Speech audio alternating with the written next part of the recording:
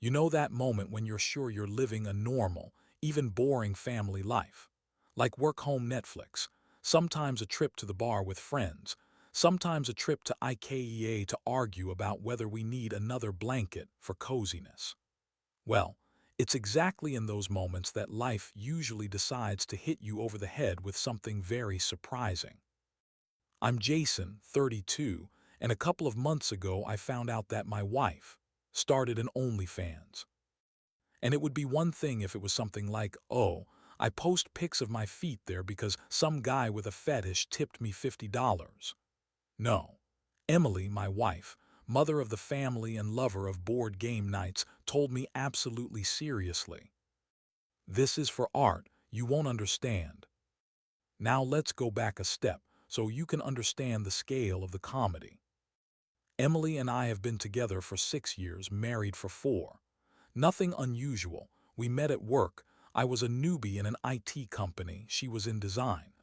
At first, we chatted on Slack about who stole the last donut from the kitchen, and then we started dating, just like everyone else. Emily has always been a creative person.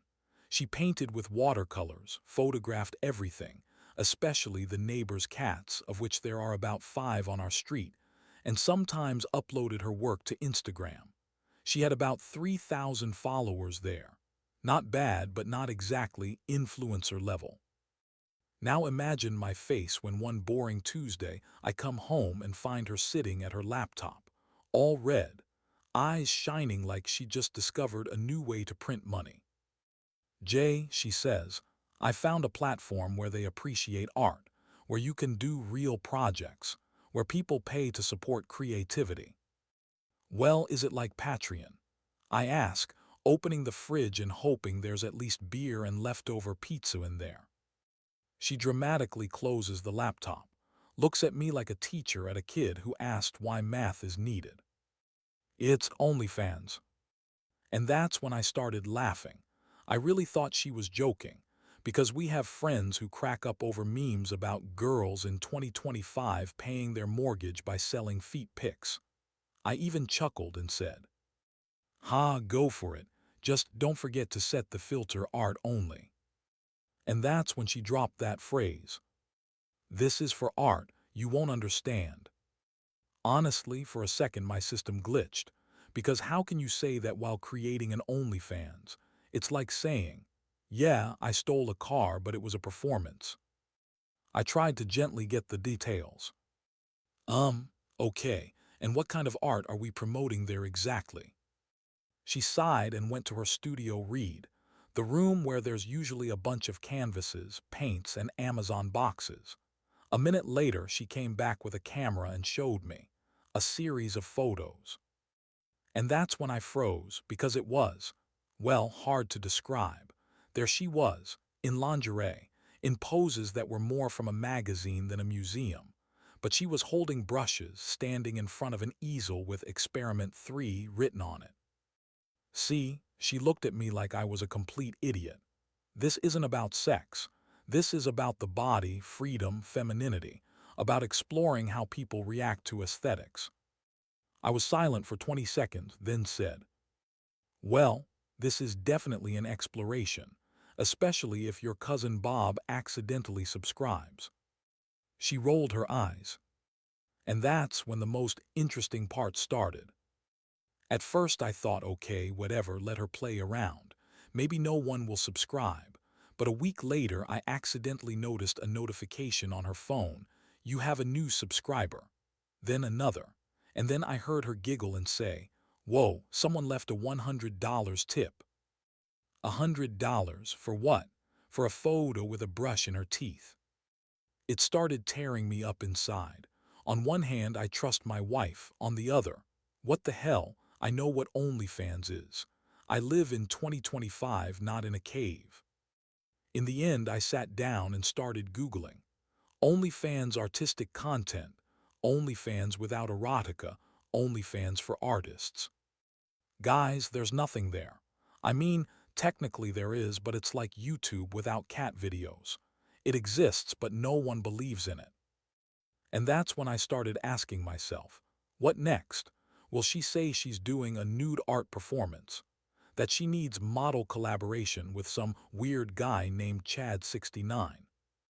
And meanwhile, all I heard was her repeating, "You won't understand." And now here I am, on Reddit, trying to figure out if it's me who doesn't understand, or if the whole world has gone crazy. I still couldn't believe my eyes when Emily told me about her new project.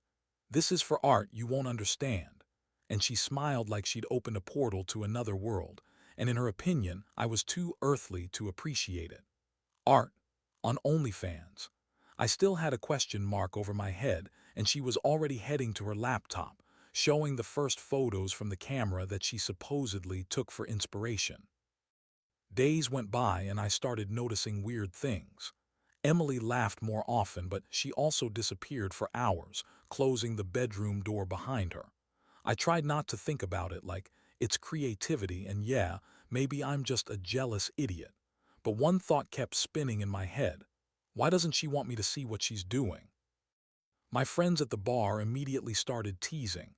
"Hey dude, your wife became some kind of influencer," Jake said, winking, and I, blushing, replied, "Well, it's art like Photoshop projects." They laughed, but I knew they hit the nail on the head. And then one night, I'm home alone again. She went to a meeting with clients, as she said. Curiosity got the better of me. I went to her laptop. My heart was pounding like crazy if she finds out. I didn't even want to think about the consequences, but secrets always attract. At first, I just wanted to look at the main page, just check, without touching anything. But the screen already hinted. Emily was doing more than I could imagine. Professional photos, videos, even little artistic experiments, it was like a separate world.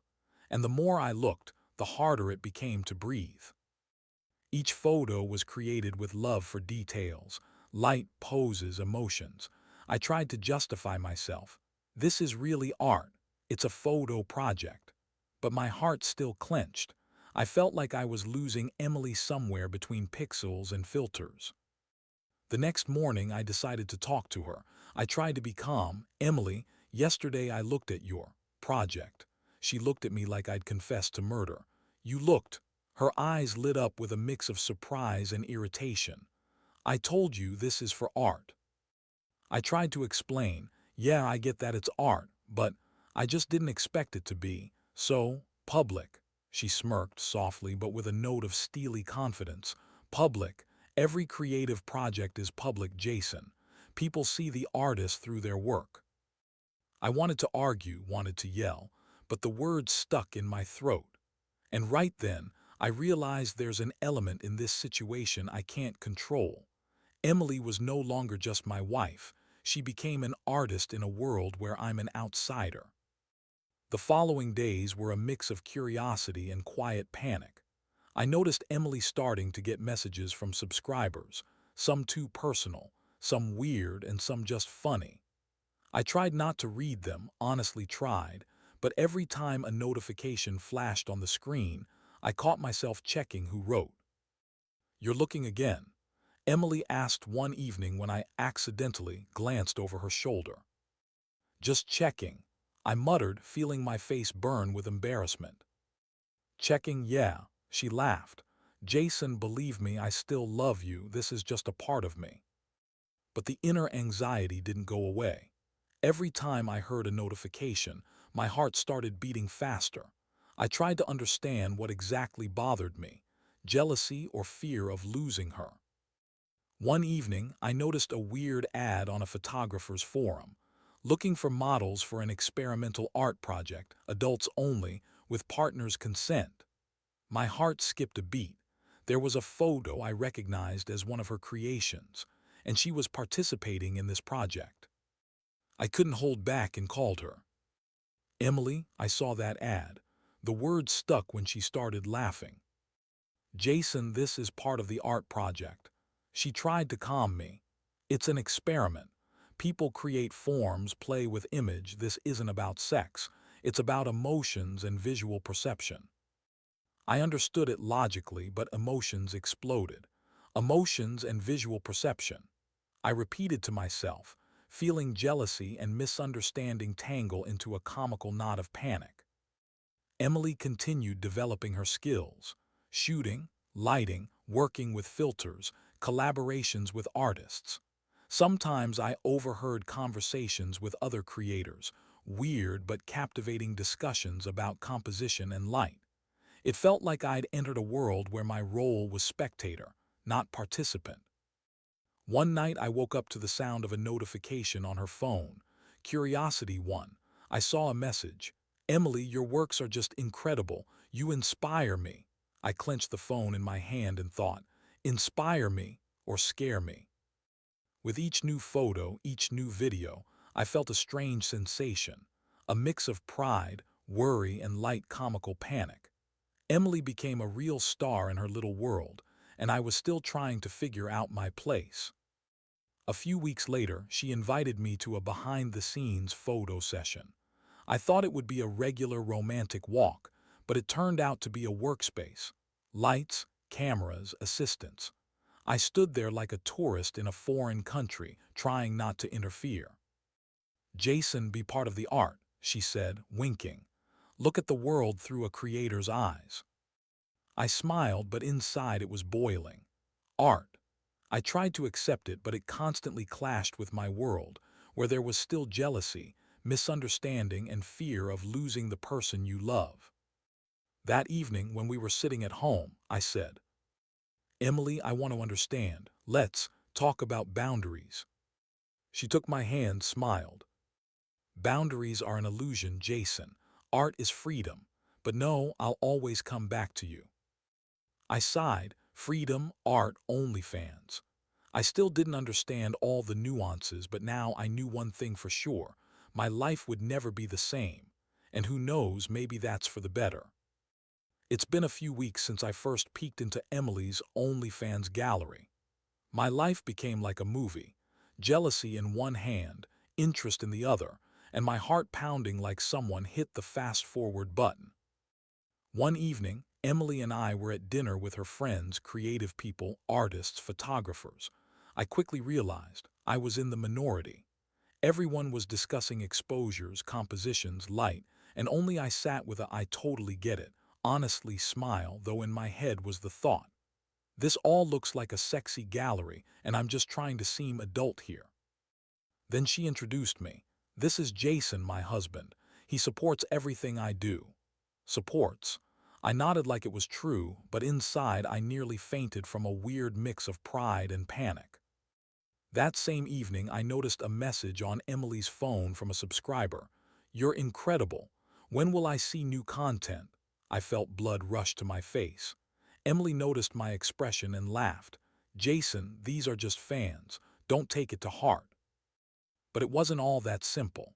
The next week, Emily got an invitation for a collaboration with a famous photographer from Los Angeles. She was going there for a week. I tried not to show the wave of emotions, but inside everything was boiling. Her world was separating more and more from mine. I decided to take a step and suggested, "Maybe I'll go with you. Just as an assistant, I want to see the process." She looked at me with a smile full of love and light mockery. "Jason, this is your chance to understand what art is.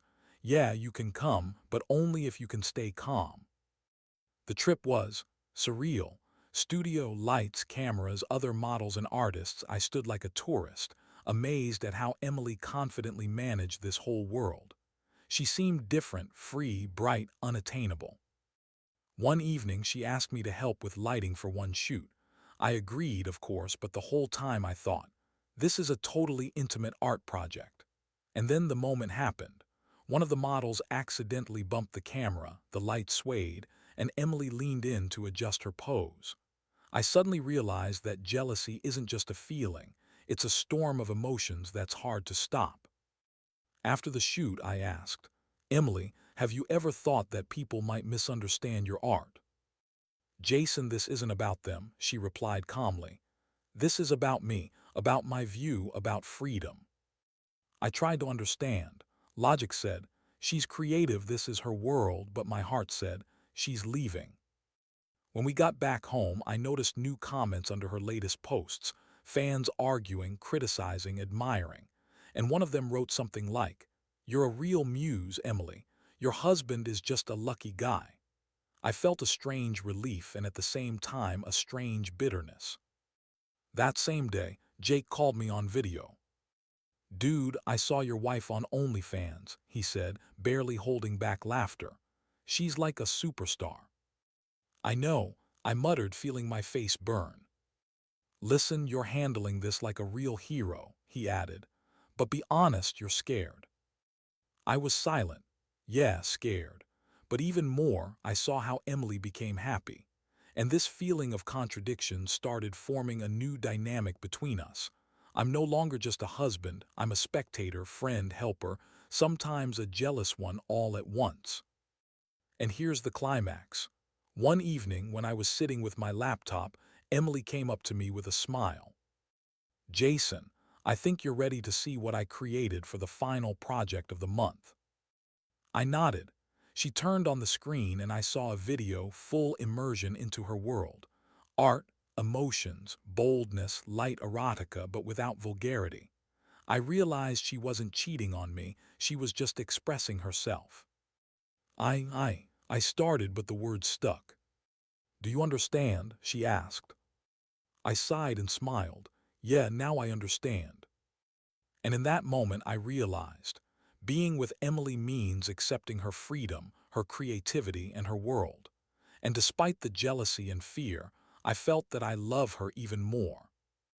I still couldn't believe my eyes when the night before I saw notifications on the phone. My calm evening reading turned into real chaos. Emily started an OnlyFans. Yeah, just like that. "This is for art," as she said, "and that I won't understand." To me personally, it sounded like, "I'll be getting money from strangers for showing my body and you'll have to deal with it." I tried to put the phone down, but curiosity won. Comments and notifications flashed on the screen, numbers growing like a snowball, thousands of likes and messages from fans. Some were harmless, "You're gorgeous," "Beauty beyond competition." And some, well, let's say they made me cringe with embarrassment. "When's the private show? Emily, you're a real queen." I clenched the phone in my hands like it was a weapon and felt a strange mix of anger, jealousy, and odd curiosity. On one hand, I understood it was her choice. On the other, I felt like I was losing control over something that used to be ours. The next day, I decided to watch how she works.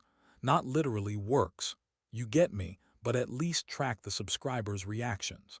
I sat in the kitchen with a mug of coffee and secretly scrolled through her page. And that's when the real show started. The first thing that caught my eye was the fans' comments. They discussed everything from her smile to the color of socks in the frame. I didn't even know someone could analyze eye expressions in such detail. But Emily responded to each message with light humor, sometimes irony, sometimes tender affection, like she was playing an intellectual chess game with the audience. Every move calculated, every smile a strategy. I tried to understand why this irritated me so much, probably jealousy. But then I thought, wait, she's happy, she's smiling. And yeah, she's doing it for art, art. I'd heard those words 1,000 times, but now they sounded strangely real. She wasn't just showing her body, she was playing with image, perception, audience attention. It was theatrical, comical, and slightly provocative, all in one bottle. Meanwhile, I started noticing little details of her life through OnlyFans. Emily posted videos where she cooked breakfast in a tiny apron, did silly dances with the cat, read funny quotes from books we both love. Subscribers reacted to every little thing. I, sitting with my coffee mug, started involuntarily laughing. Well, I thought, maybe this really is art. And that's when the real drama started. One subscriber wrote that he wanted to gift her an expensive toy. Emily smiled and replied, "Thanks, but I prefer laughs and likes." And for the first time, I felt strange relief. This isn't about me. It doesn't threaten our union. This is a game, stage art. But my brain was still trying to find justification for jealousy, and every new fan reaction made me jump between anger and laughter. The next few days became a real test for me. I watched as Emily turned every post into a little performance, funny, witty, and incredibly engaging.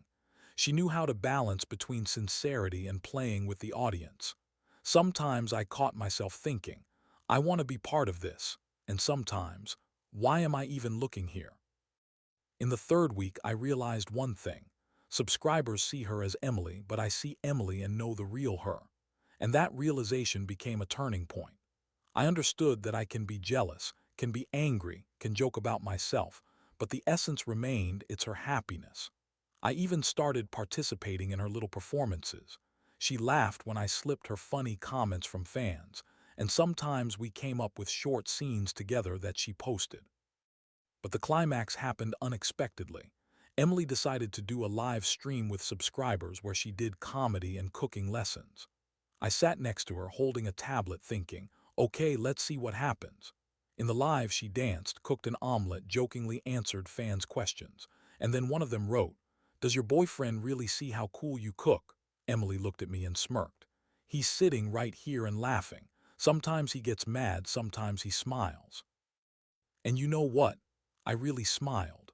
For the first time in a long time, I didn't feel jealousy. I saw her joy, her game, her talent. And I understood that this doesn't threaten our marriage but makes it brighter. We started joking together, coming up with content, playfully arguing on camera and laughing after.